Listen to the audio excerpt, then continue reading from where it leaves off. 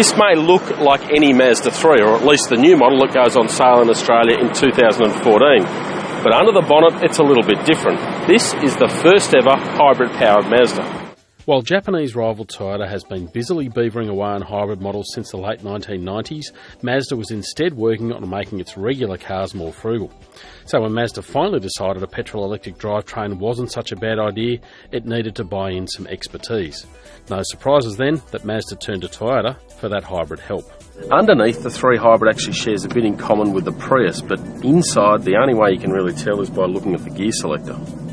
Deeper down, the Mazda3 Hybrid uses the electronics, batteries and electric motor straight out of the Prius. Now under the bonnet is the same 2-litre engine in regular Mazda 3s, but it's got a lot less power. It's been tuned basically for fuel economy, but combined with a 60 kilowatt electric motor, performance is about the same.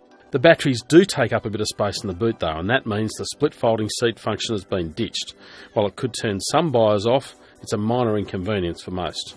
In regular driving, there's not a whole lot to pick it from a regular Mazda 3. It does everything pretty much the same, except in some situations it's quieter and obviously it's using a lot less fuel.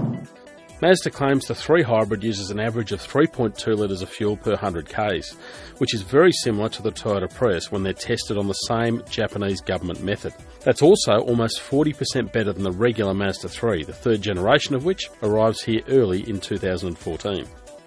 So sitting here at a set of lights, for example, everything's turned off, completely silent, except obviously the air conditioning and things like that. But when I start accelerating, it initially takes off as an electric motor, but then the engine kicks in.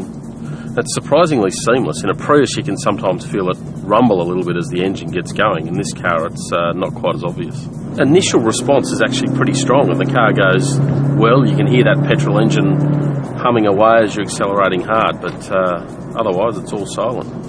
As with the Prius though, there are some times when it feels a little bit lethargic, so sitting here at 40-50 kilometres an hour, flat on the accelerator, it just takes a little while to get going, but once it does, that's fine. You can just hear there a fraction of electronic whirring as it's regenerating that electricity for later use.